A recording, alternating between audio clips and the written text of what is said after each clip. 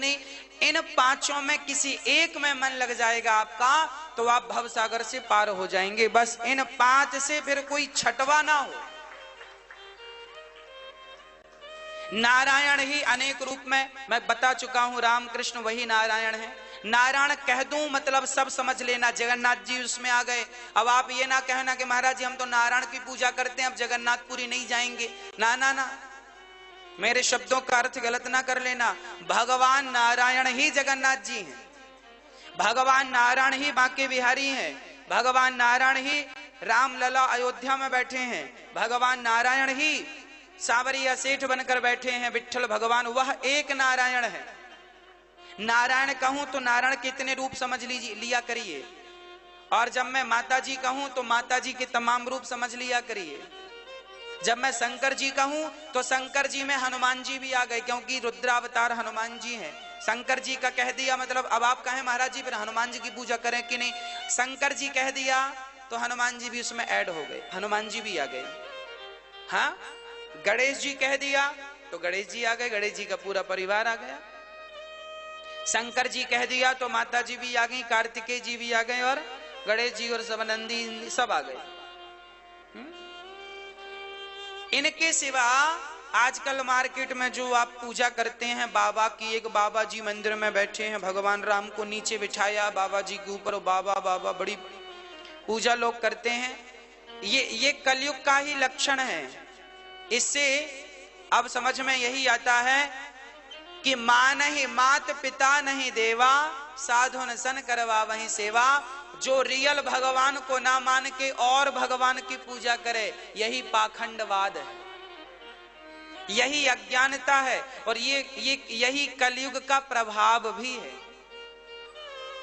आज लोग भगवान का नाम ना जप कर और कुछ भी जपते हैं। आजकल बहुत सारे गुरुओं को यही नहीं पता कि शिष्य को मंत्र कौन सा देना है। इसलिए समाज में फिर अज्ञानता फैलती है, अंधविश्वास फैलता है ना, सही ज्ञान ना मिलने से। इसलिए भगवान ने पौंड्रक जैसों का उद्धार कर दिया, काशीराज द्विविद का उद्धार किया, जरासंध से युद्ध किया। भीम भैया ने जरासंध के युद्ध में 27 दिन तक युद्ध चला। इतनी पिटाई हुई ना भीम भैया की, भीम भैया तो झोला उठा के जाने लगे। भगवान बोले दाऊ जी कहां जा रहे हैं भीम भैया? भीम भैया बोले हमारी तो पिटाई हो रही है प्रभु, और आप तो चुपचाप देख रहे हैं। भगवान बोले एक बार जरा हमारी तरफ देख लिया करो। दूसरे दिन का युद्ध हुआ तो भगवान ने एक तिनका उठाकर उसे बीच से यूं फाड़ दिया, और एक भाग इस तरफ फेंक दिया, एक भाग इस तरफ। जरासंध को बीच से तो कई बार फाड़ा था, पर वो फिर जुड़ जाता था। इस बार यूं कर दिया फाड़ के, तो जरासंध मारा गया। अर्थ क्या निकला? जब हम भगवान को देखते हुए दृष्टि भगवान में हो और काम संसार का करें, तब तो हम कामयाब हो जाते हैं। काम सारा कीजिए, काम मत भूलिएगा, काम सारा कीजिएगा मेरी माँ। कर्मण्येवाधिकारस्ते मां फलेषु कदाचना। जो व्यक्ति कर्म छोड़ देता है वह व्यक्ति किसी काम का नहीं। इसलिए आप आखिरी श्वास तक अपना कर्तव्य, अपना कर्म न छोड़िएगा। कर्म करते हुए भगवान का चिंतन कीजिएगा। दृष्टि भगवान की तरफ होगी तब आप युद्ध जीतेंगे, और भगवान की तरफ दृष्टि हुई तो युद्ध जीत गए, जरासंध मारे गए। उसके बाद भगवान ने, जरासंध जब मारे गए तब भगवान कृष्ण की जय जयकार हो गई। अब सारा एक सभा लगाई गई, बोले पहले पूजा किसकी करें? अच्छा पहले पूजा किसकी करें, ये बड़ी समस्या है। तो उस जमाने में पहली पूजा किसकी हो, तो जरासंध का बेटा सहदेव था। सहदेव ने कहा कि पहली पूजा कृष्ण की होनी चाहिए। तो शिशुपाल ने कह दिया ना, इसकी पूजा क्यों करोगे, इसके तो माँ का पिता पता नहीं, इसके तो बाप का पता नहीं। भगवान पर ऐसे आरोप लगाया शिशुपाल ने, गालियों पर भरी सभा में गालियां दी। इसकी माँ का पता नहीं, बाप का पता नहीं, ग्वाला है, गैया चराने वाला, ये है वो है, इतनी गालियां, पर भगवान चुप रहे। शिशुपाल से भगवान ने कहा, शिशुपाल, अच्छा शिशुपाल का जब जन्म हुआ था ना, तो शिशुपाल के 4 हाथ थे। कितने हाथ थे? तो शिशुपाल की मां ने भगवान से कहा, प्रभु इसके 4 हाथ क्यों हैं? तो स्वप्न में भगवान ने कहा कि इसके 2 हाथ जिस पुरुष को देखकर गिर जाएंगे, उसी पुरुष से इसकी मृत्यु होगी। तो शिशुपाल की जो मां थी, भगवान श्री कृष्ण की बुआ थी। शिशुपाल जो है ना, ये भी बुआ का लड़का ही है। तो भगवान श्री कृष्ण को देखा शिशुपाल ने, तो 4 हाथ में 2 गिर गए। शिशुपाल की मां दौड़ी दौड़ी आई, कन्हैया आपसे मेरे बेटे की मृत्यु है और मैं आपसे हाथ जोड़कर प्रार्थना करती हूँ, आप मेरे बेटे को मत मारना, आप तो भगवान हो, आप क्यों मारेंगे? तब भगवान कृष्ण ने कहा, बुआ मैं तेरे बेटे के 100 अपराध माफ करूंगा, मैं तेरे बेटे के 100 अपराध माफ करूंगा। यदि 100 अपराध पूरे होने के बाद यदि फिर मुझे ये कुछ बोलेगा तब मैं मारूंगा। आपके कारण भगवान ने 100 अपराध माफ किए। भगवान कहते हैं कि कोई मेरी शरण में आ जाए तो मैं 100 अपराध भी माफ कर देता हूं। यदि कोई मेरी शरण में आ, सन्मुख होहि जीव मोहि जबहि, जन्म कोटि अघना सहि तब। कितना भी बड़ा पापी हो, यदि भगवान की शरण में आ जाता है तो भगवान कृपा कर देते। और भगवान ने आज शिशुपाल को 100 गालियां सुनने के बाद मार लगाई, सुदर्शन से सिर काट दिया। अच्छा ये बताओ, जो भगवान 100 गालियां सुनने के बाद मारते हैं, क्या वो फर्स्ट गाली में नहीं मार सकते थे? क्यों नहीं मारा? इसलिए नहीं मारा, भगवान कहते हैं मैं भगवान होकर 100 गालियां सहन कर लेता हूं, तो तुम इंसान हो के कम से कम 10-20 गालियां तो सहन किया करो। गालियां सहने की आदत बनाओ। आज वही लोग ज्यादा सुखी हैं जो सहनशील हैं। क्या है मेरी मां? सह लो, सह लो। मेरी मां एक पत्थर था, एक पत्थर था जिस पत्थर की मूर्ति बनी थी, और एक पत्थर था जिसके ऊपर नारियल तोड़ा जाता था। दोनों क्या है? पत्थर। तो एक दिन नारियल तोड़ने, जिस पे नारियल तोड़ते उस पत्थर ने मूर्ति से कहा, यार पत्थर तू भी है, पत्थर हम भी हैं, पर तुझको तो लोग जल चढ़ाते, प्रणाम करते, धूप दीप नैवेद्य लगाते, और हमारे ऊपर तो नारियल तोड़ते। तू भी पत्थर हम भी पत्थर, पर व्यवहार इतना बुरा।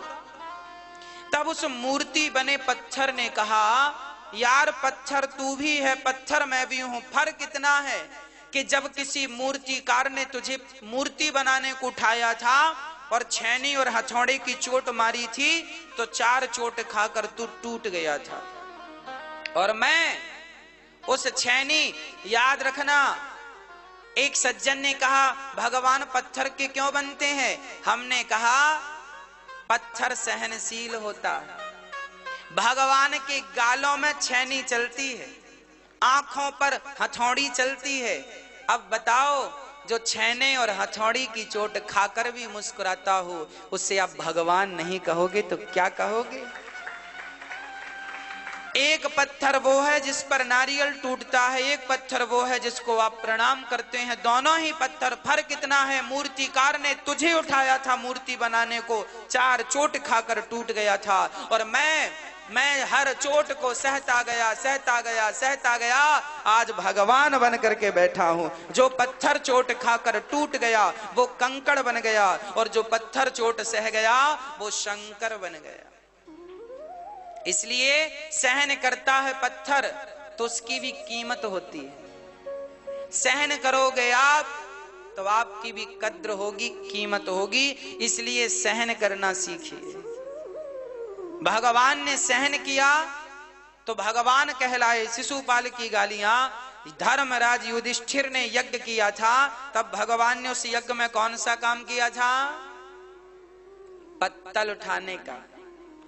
आप लोग भी पत्तल उठाने में बड़ा संकोच करते हैं। हम तो बड़े हैं, हम कैसे थाली उठाएं, पत्तल उठाएं। याद रखना मेरी माँ, जितने छोटे बन के रहोगे, जितना सादा।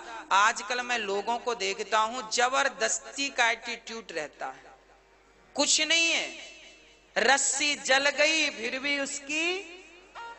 हाँ,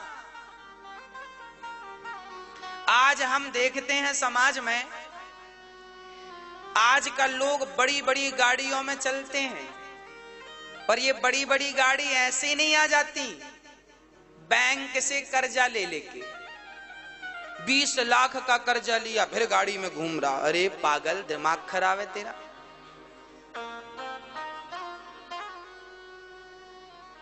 कई लोग घर बनवा लेते हैं आलीशान, और बाद में बैंक ही वो घर कब्जे, लाओ बहुत रह लिए, लाओ बड़ा बनवाया घर, चुकाने की ताकत नहीं थी तो कर्जा लिए काहे को। आज ना देखा देखी में लोग बड़ा कर लेते हैं, इसलिए हमारे बड़े बुजुर्गों की एक बात याद रखना, जितना चादर हो उतना पांव पसारो। ज्यादा कर्जा लेके ना, कर्जा, आज इस दुनिया में सबसे दुखी वही है जिसके सिर पर कर्जा है। आप कोशिश यही करो कि आपको कर्जा लेके ना जीना पड़े, कर्जा ना लेना पड़े, ना सरकार का ना किसी व्यक्ति विशेष का, कर्जा ना हो सिर पे। जिसके खोपड़ी पे कर्जा होता है ना जाग पाता है ना सो पाता है, जाता यहां उत्तर की तरफ पूरब की तरफ पहुंच जाता है, भांगड़ा डिस्को एक साथ होने लग जाता है।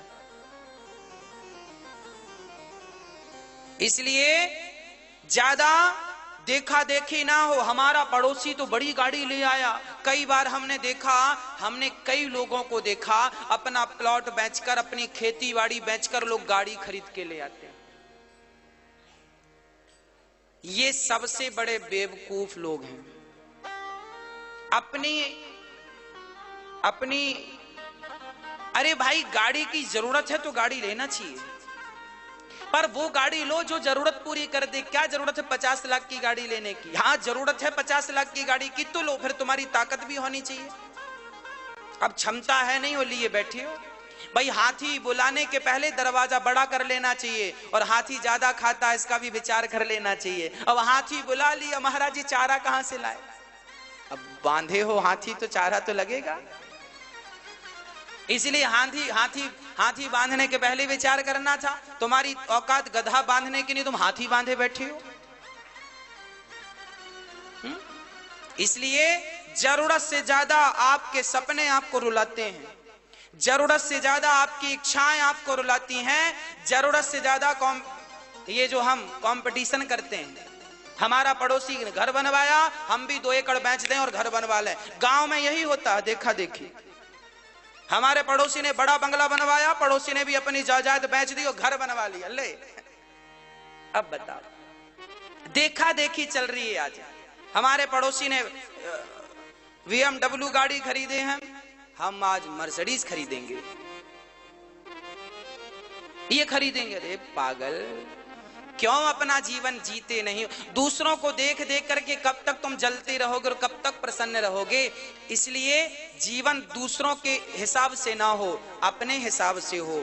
अपना जो विधाता दे रहे हैं उसमें संतोष रखो। ना काहू से दोस्ती ना काहू से बैर, कबीरा खड़ा बाजार में सबकी चाहे खैर। हमारे पुराने ऋषि मुनियों के वचनों को याद रखो, जितना चादर हो उतना पांव पसारो, अधिक इच्छाएं ना हो। आपकी जरूरत से ज्यादा इच्छाएं आपको रुलाती हैं। होड़ ना लगाया करो कि पड़ोसी, अरे पड़ोसी की कमाई है तो ले आया बेचारा, तुम क्यों मरे जा रहे हो? 2 एकड़ जमीन थी वो भी बेच दी, घर में रहोगे। अब घर में रहोगे खाओगे क्या? कम से कम खेती से कुछ तो आता था। इसलिए मेरी माँ, आप सभी से मैं निवेदन कर दूं, जितना हो सके 2 पैसे बचाने का प्रयास किया करो। ऐशो आराम में ज्यादा खर्च ना किया करो, जितनी आवश्यकताएं जरूरी हैं उतना रखो, उसके बाद 2 पैसे बचाओ। कल वही बचत का 2 पैसा कल आपके काम आने वाला है ना? पैसे हैं तो हवा में मत चलो, हवा में मत उड़ो, 2 पैसे हैं तो गंभीर। आजकल ना पैसा पचता नहीं, ज्यादा पैसा है तो आदमी उड़ने लगता है, कहां जाए कहां जाए। हमारी माता सोना बनवा के घूमने लगती हैं और पुरुष लोग गाड़ी में घूमने लगते हैं, ये पैसा आ गया। जिसने बड़ी गाड़ी तरफ जाएगा, और पुरुषों के पास पैसा आएगा तो गाड़ी घोड़े में जाएगा। मतलब दान पुण्य की तरफ सोचते नहीं लोग। अरे आपका भी एक भाई, आपका ये बेटा बैठा है, आपकी तरफ टुकुर टुकुर देख रहा है कि आप थोड़ा सा दान करेंगे तो मेरी वृद्ध माओं की सेवा होगी, हॉस्पिटल बनेगा, निःशुल्क यहाँ इलाज होगा। ये सब आपकी दान से तो चल रहा है। आप दान करते हैं तो यहाँ वृद्ध माओं की सेवा होती है, यहाँ बहुत सारी माएं। हमने बताया था कि यहाँ पर एक मैया आई, माताएं आती रहती हैं। अभी आज उस दिन 4-5 दिन पहले हमने बताया जबलपुर से मैया आई, आज उनके दोनों बेटे लेने के लिए आई। कहने का अर्थ ये है, भागवत से इतना बढ़िया प्रभाव पड़ता है। वो दोनों बच्चे आज रोने लगे और कहने लगे अब हम अपनी माँ को ले जाएंगे और सेवा करेंगे, खूब सेवा करेंगे, कभी कभी कष्ट नहीं आने देंगे जीवन में। यह देखो, कथा से लोग सीख रहे हैं, कथा से लोग बदल रहे हैं, दिनचर्या बदल रही है, जिंदगी बदल रही है, जीवन बदल रहा है। यही जीवन है। ये मैया जी देखिए इतनी वृद्ध हैं।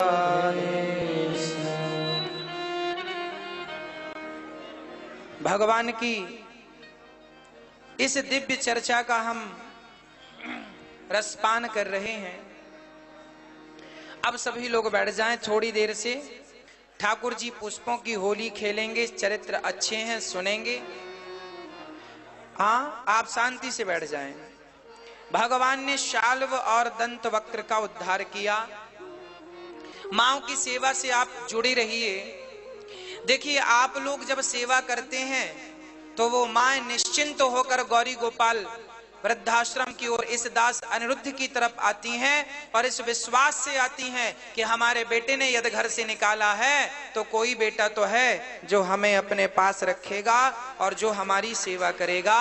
तो मुझे लगता है कि बिहारी जी ने शायद हमें इसी काम के लिए चुना है। तो वो सभी माताएं बिहारी जी की गोद में रहती हैं और बिहारी जी ही उनके पालनहार और रक्षक हैं। बिहारी जी ने हमें निमित्त बना रखा है। आप भी निमित्त बनकर इन माओं की सेवा से जरूर जुड़ें, क्योंकि आप सभी के बिना ये सेवा का कार्य कैसे संभव है। आप भी इस सेवा की गंगा में अपने सहयोग की आहुति, आप भी इस यज्ञ में सहयोग की आहुति देकर इस यज्ञ को पूरा करें। भगवान के एक परम सखा का नाम है शाल्व और दंत वक्र का भगवान ने उद्धार किया। भगवान के एक परम सखा का नाम है सुदामा। कृष्णस्यासीत् सखा कश्चित् ब्राह्मणो ब्रह्मवित्तमः। सुदामा जी बड़े गरीब थे, बहुत बहुत गरीबी थी। 4 दिन तक चूल्हा नहीं जलता था, पर सुदामा जी कभी शिकायत नहीं करते थे कि विधाता ने ये नहीं दिया, वो नहीं दिया। जो मिल जाए विधाता की कृपा मानकर रखते थे सुदामा जी। आज 4 मुट्ठी चावल बांधकर पत्नी देती है, सुशीला जाओ अपने मित्र के पास जाओ। सुदामा जी 4 मुट्ठी चावल लेकर जब श्री कृष्ण के पास गए तो भगवान कृष्ण ने उन्हें अपने सिंहासन पर बिठाकर अपने नेत्रों के जल से उनके चरण धुलकर क्या सम्मान किया है। मेरी मां, यदि सुदामा को भगवान मिले तो इसलिए नहीं मिले कि सुदामा जी गरीब थे। सुदामा को भगवान इसलिए मिल गए क्योंकि सुदामा भगवान से अत्यधिक प्रेम करते थे। सुदामा 4 दिन चूल्हा नहीं जलता था और एक दाना यदि उनको मिल जाए तो वो एक दाना पहले भगवान को अर्पण करते थे। तुम ही निवेदित भोजन करहीं, भगवान को अर्पण करके भोग लगाते थे, भोजन करते थे। आज सुदामा जी आज भगवान की सिंहासन पर बैठे हैं। भक्ति की शक्ति इतनी है, भक्तों के सामने भगवान अपना सिंहासन भी छोड़ करके खड़े हो जाते हैं। ये भक्तों की भक्ति की शक्ति है।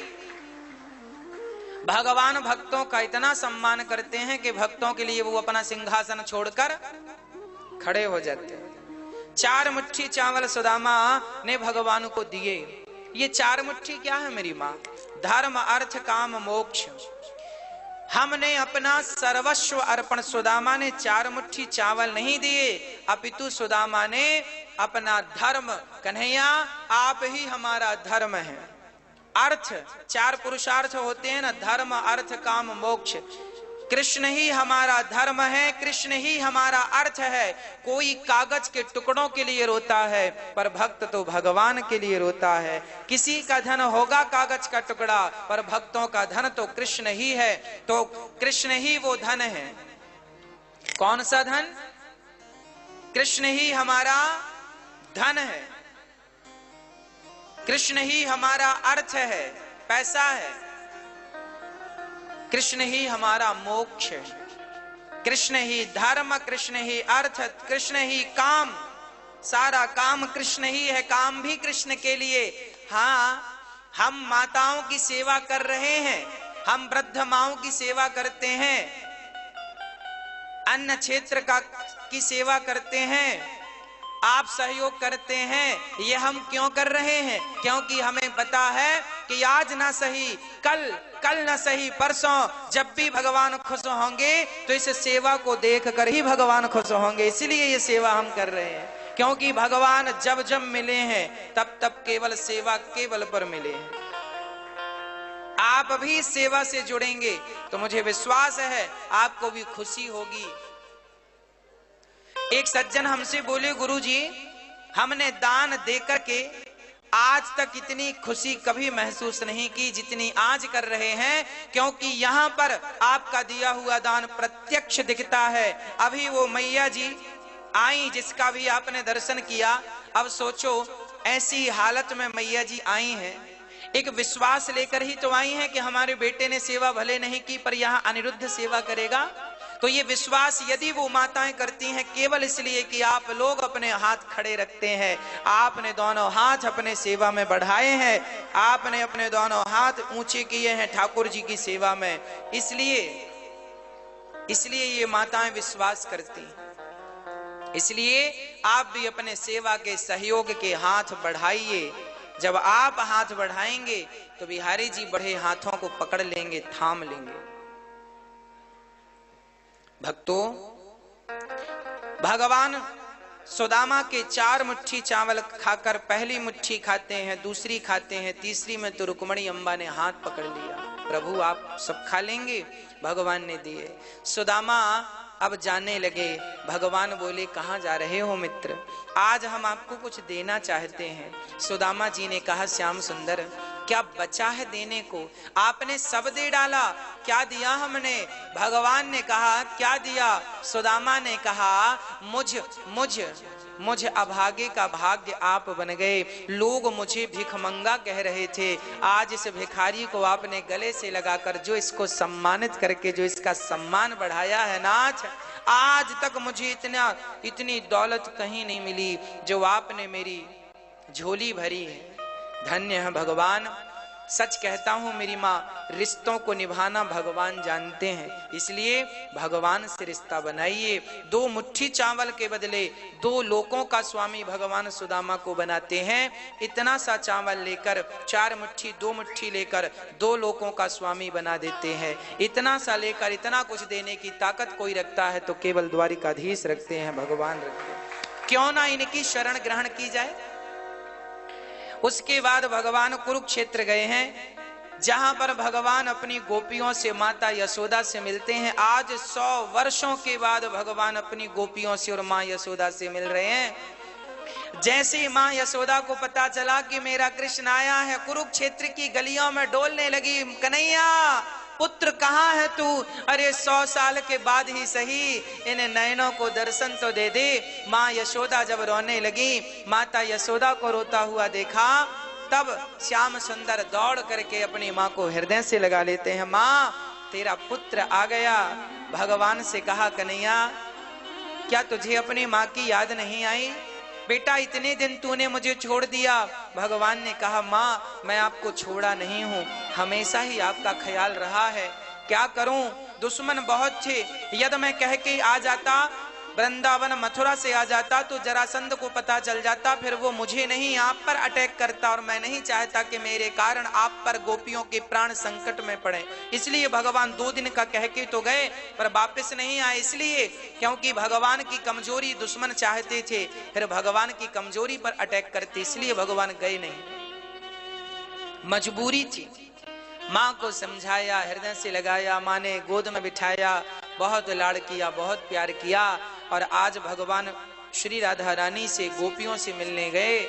सबसे मिलकर जब राधा रानी के पास गए तो राधा रानी बिल्कुल शांत चित्त से बैठी थी और बस आंख बंद करके बस कृष्ण कृष्ण कृष्ण कृष्ण जप रही थी, केवल कृष्ण। उनको नाम में सुख मिल रहा था, केवल कृष्ण।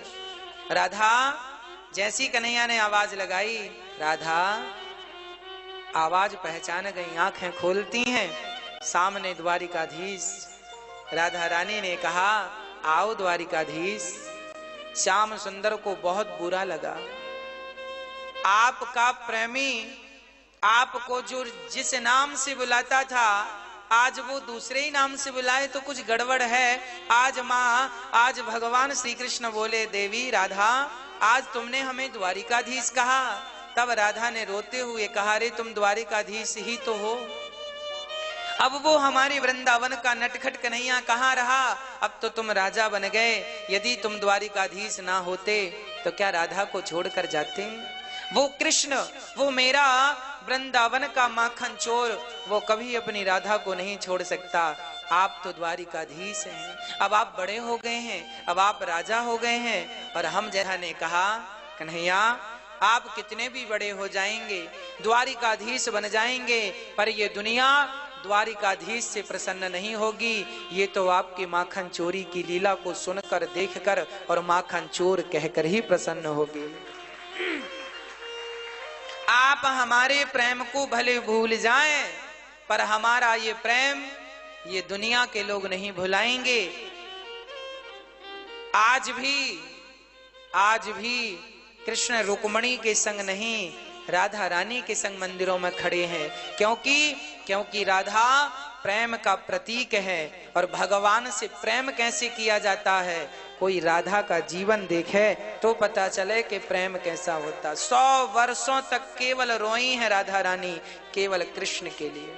और आज कृष्ण मिले हैं, कृष्ण ने बातें की हैं, और भगवान श्री कृष्ण राधा रानी से मिलकर बातें करके अब भगवान की सारी पत्नियों ने माँ यशोदा से कहा है कि माँ हमें कृष्ण की वो बाल लीलाएं सुनाइए जो गोपियां सुनती हैं, सुनाती हैं। तब भगवान की माँ यशोदा ने कहा, मैं वो नहीं सुना सकती, क्योंकि जब कृष्ण छोड़ कर गए हैं वो विरह का मैं वर्णन कैसे करूं। तब माँ रोहिणी को नियुक्त किया गया, और माँ रोहिणी ने कृष्ण का पूरा चरित्र, कैसे मक्खन चुराते, कैसे मटकी तोड़ते, यहाँ तक तो सब ठीक था। पर जब कृष्ण वृंदावन छोड़कर मथुरा के लिए गए, उस हाल में गोपियों की क्या दशा थी। जैसे पानी निकाल दिया जाए, मछलियों के तालाब से पानी निकाल दिया जाए तो तालाब की मछलियों की क्या हालत होगी, बस वही तड़प इन गोपियों की थी। जब इस तड़प का वर्णन मार रहा, तुम यहाँ किसी को आने मत देना ताकि कथा में कोई डिस्टर्ब ना हो। तभी श्री कृष्ण आए, बलराम जी आए, रोहिणी कथा सुना रही है, माँ रोक दिया सुभद्रा ने, यहीं रुको। तो दरवाजे में खड़े होकर पास में कृष्ण, बलराम और सुभद्रा तीनों ने भगवान के वह चरित्र को सुना जिस चरित्र को आज तक भगवान ने भी नहीं सुना। अरे भगवान को थोड़ी पता था कि मेरे आने के बाद गोपियों की क्या हालत है, अरे पता तो सब था, भगवान है। पर आज जब माँ के मुंह से सब सुना तो प्रत्यक्ष दिखाई पड़ गया, भगवान का शरीर पिघलने लगा। जब इस प्रेम को देखा, देखिए गोपियों का प्रेम ऐसा था कि 100 वर्षों तक इंतजार किया कृष्ण का, पर कृष्ण का प्रेम ऐसा था कि गोपियों के उस विरह का जब वर्णन सुना तो इतना प्रेम उमड़ा, इतना प्रेम उमड़ा कृष्ण के भीतर कि उस प्रेम के ताप से जैसे अधिक ताप से लोहा पानी बन जाता है, चांदी सोना पिघल जाता है, ज्वालामुखी में पत्थर पिघल जाता है, आज प्रेम के इतने ताप में आज भगवान श्री कृष्ण पिघलने लगे। उनकी आंखों से इतने आंसू निकले भगवान के कि गोपियों ने मेरे लिए इतने आंसू बहाए हैं, मैं इनका ऋण कैसे चुकाऊंगा। इतना रोए भगवान के, रोते रोते उनकी आंखें पिघल पिघल के निकलने लगी, हाथ पिघलने लगे, पांव पिघलने लगे, सारा शरीर जब पिघलने लगा तब तक मां रोहिणी मां ने अपनी कथा पूरी की। उन्होंने देखा कि श्याम सुंदर अचेत होकर गिर गए। मां रोहिणी दौड़ कर आई, गोपियां दौड़ कर आई, भगवान की पत्नियां दौड़ कर आई। क्या हुआ? देखा तो कृष्ण बिल्कुल आंख नहीं, नाक नहीं, मुख नहीं, पूरा अंग, हाथ पांव कुछ नहीं, सब पिघल गए। मां रोहिणी ने कहा, कन्हैया तुझे क्या हो गया?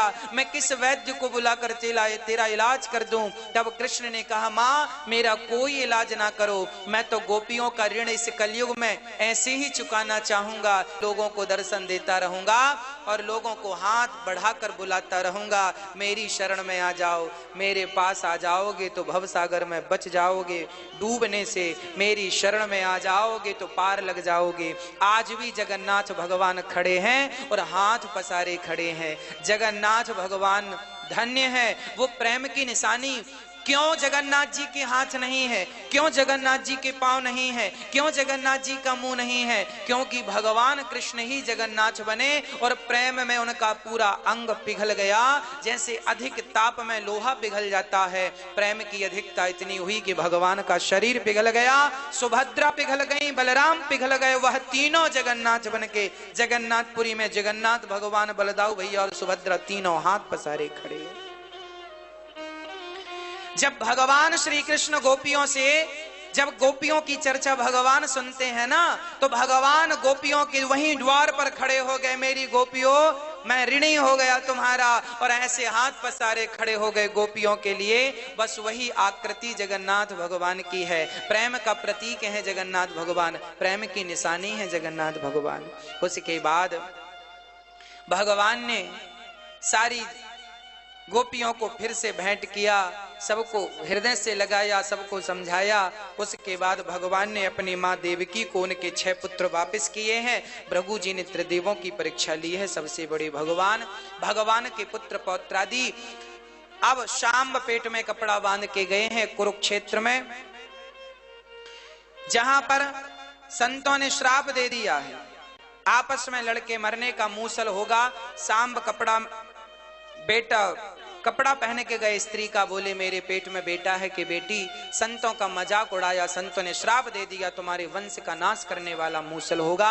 उसके बाद मूसल को चूरा करके फेंकवा दिया, एक छोटा सा कण बचा समुद्र में फेंका, उसे मछली निगल गई और उसी बहेलिये ने पकड़ लिया और उसको मछली को फाड़ा तो उसके अंदर से कील निकली, उसे अपने बाण में लगा लिया, उसी से भगवान को मारेगा। दत्तात्रेय जी के 24 गुरुओं की पावन चर्चा है। प्रभास क्षेत्र गए हैं और सारे यादव आपस में लड़कर के समाप्त हो गए। 125 वर्ष की लीला पूरी हुई। माता गांधारी ने कहा था, कृष्ण मैं तुम्हें श्राप देती हूं कि जैसे मेरे सामने मेरे सारे पुत्र आपस में लड़के मर गए, मेरे सारा पुत्र मर गए, जाओ तुम्हें श्राप देती हूं, तुम्हारा भी वंश आपस में लड़के समाप्त हो जाएगा। ये माता गांधारी का श्राप था, क्योंकि माता गांधारी देखो अपने पुत्र को दोषी नहीं मानती दुर्योधन को, वो दोषी कृष्ण को मान रही है। यही जीवन का चरित्र है। व्यक्ति अपनी गलतियां ना देखकर दूसरों पर उंगलियां उठाता फिरता है, अपने बच्चे की गलतियां ना सुधार कर दूसरों पे आरोप प्रत्यारोप करता रहता है। वही गांधारी माँ है, अपने बच्चे की गलती ना देखकर वो कहती है कन्हैया तुम गलत हो, तुमने बच्चों को मरवाया। चलिए जो ठीक था सब ठीक है, भगवान ने श्राप को स्वीकार किया।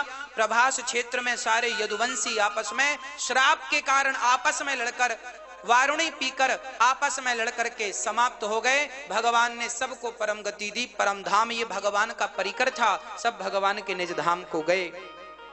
अंत में माता यशोदा, नंद बाबा, देवकी, वसुदेव सब भगवान के धाम को गए। बलराम जी, भगवान की पत्नियां, गोपियां, राधा रानी सब भगवान का दिव्य परिकर भगवान के शरीर सहित धाम को चला गया। अंत में भगवान के पांव में एक बाण मारा बहेलिये ने, भगवान के प्राण निकलने वाले थे तो भक्तों ने कहा प्रभु हम आपके बिना कैसे रहेंगे। भगवान बोले हम जा नहीं रहे, हम इस भागवत में समा रहे हैं। जहां जहां ये भागवत होगी हम वहां वहां प्रकट होकर अपने भक्तों का दुख दूर करते रहेंगे। भागवत में भगवान समा गए। जहां जहां भागवत होगी, जब जब भागवत होगी, जिस जिसके लिए भागवत होगी, भागवत उनका दुख दूर करती रहेंगी। इसलिए कहता हूं कि आप लोग भी अपने पूर्वजों के लिए, अपने कल्याण के लिए, बच्चों के कल्याण के लिए, बच्चों के उत्थान के लिए आप भी भागवत जी का एक पाठ जरूर पोथी करवाइएगा। अभी 17 फरवरी से फिर भागवत जी का पाठ है। भागवत जी स्वयं भगवान है। भागवत सुनने के बाद आज ही हम एक मैया ने आकर कहा, जिन्होंने पिछली बार भागवत जी का पाठ कराया था, उन्होंने कहा महाराज जी भागवत की कृपा के बाद पिछली बार भागवत जी की पोथी बिठाई, उसके बाद तो हमारा जीवन ही बदल गया। अभी बहुत ज्यादा दिन नहीं हुए पर जीवन में परिवर्तन देखने को मिल रहा है। यही भगवत कृपा है। भागवत सबका कल्याण करती हैं। मुझे विश्वास है आपका कल्याण करेंगी। धन्यवाद है उन लोगों का जिन्होंने इस भागवत जी में आपने पोथी बिठाई है। पोथी के यजमान जो टीवी से सुन रहे हैं, टीवी के माध्यम से आपका बहुत बहुत धन्यवाद। आप सभी का बहुत बहुत धन्यवाद कि आपने पोथी बिठाई और आप सभी के यहाँ प्रसाद पहुंचेगा। यहाँ से प्रसाद 2-3 दिन के अंदर आपके लिए पोस्ट कर दिया जाता है। जो लोग नहीं आ पाते उनके लिए यहाँ पर विशेष प्रसाद, जो भागवत जी का प्रसाद है, वह प्रसाद भेजा जाता है। आप वो प्रसाद बड़ी श्रद्धा से खाएंगे, बच्चों को खिलाएंगे। वहां उसमें थोड़ा सा चावल के दाने भी होते हैं, वो श्रेयोदान होता है। वो चावल के 2-2 दाने खुद खा लो, बच्चों को खिलाओ और बाकी दाने अपने कोठार में, अपने अन्न क्षेत्र में डाल दो, ताकि जहां पे अन्न रखते हैं, ताकि उस अन्न की कृपा से अन्नपूर्णा की कृपा पर हो जाए। वह भागवत जी का विशेष प्रसाद है। तो वो चावल के दाने संभाल के अपने 2-2 दाने सब खा लीजिएगा। नारियल का प्रसाद भी ले लीजिएगा। जो जो प्रसाद आए सबको बांटिएगा। वह भागवत जी का विशेष प्रसाद होता है। विशेष प्रसाद वो चावल श्रेयोदान होते हैं, वह जरूर प्राप्त कीजिएगा। और सबको ही वो प्रसाद पोस्ट किया जाता है। भगवान धराधाम को जब संसार छोड़कर गए तो भगवान के भक्तों ने कहा कहाँ रहेंगे? तब भगवान ने कहा मैं भागवत में रहूंगा। अब मैं 7 दिन की कथा की सूक्ष्मता सुनाता हूं। पहले दिन की कथा में भक्ति महारानी का, धुंधकारी का भी दुख दूर हुआ भागवत से। दूसरे दिन की कथा में राजा परीक्षित को संतों ने श्राप दिया। कलयुग 4 जगह पर रहता है। द्यूतम पानम स्त्रियः सोना। कलयुग का पहला ठिकाना है जुआ, इसलिए जुआ ना खेलिए। दूसरा ठिकाना है पानम, शराब ना पीजिए। तीसरा ठिकाना में स्त्रियां, चरित्रहीन मत बनिएगा। चौथा स्थान है मांस, सदा भगवत चिंतन करते रहिएगा। तीसरे दिन की कथा में ध्रुव चरित्र, चौथे जन्मोत्सव, 5वें दिन बाल लीलाएं, 6वें दिन रुक्मणी मंगल, 7वें दिन सुदामा चरित्र के साथ दास ने वाणी को पूरी किया। कथा सुनाने में कोई ना कोई त्रुटि तो रह ही जाती है, पर भगवान का नाम जपने से, प्रार्थना करने से वो भगवान त्रुटि पूरी करते हैं। एक बार सुंदर तालियां बजाइए उन लोगों के लिए जिन्होंने भागवत जी का पाठ बिठाया है। और एक बार सुंदर तालियां हमारी मैया श्रीमती नीता मनोज चौबे जी के लिए और बहन रानी के लिए। सुंदर तालियां सुशीला मैया, सुशीला शर्मा जी के लिए। बालाजी सरकारी की कृपा से इनका अनुष्ठान वृंदावन की पवित्र धरती पर पूरा हुआ। पीतमपुर से पधारे समस्त भक्तों का बहुत बहुत स्वागत, वंदन, अभिनंदन। मैया जी आप पर बिहारी जी की कृपा बनी रहे। जिस कामना से आपने भागवत जी की है वो कामना बिहारी जी पूरी करें। इन्हीं शुभकामनाओं के साथ दास अनिरुद्ध अपनी वाणी को पूरा करता है। आज एक संकल्प जरूर लीजिएगा, इस कथा को सुनने के बाद आप एक वृक्ष जरूर लगाएंगे। इसलिए इस दास अनिरुद्ध ने 1 करोड़ वृक्ष लगाने का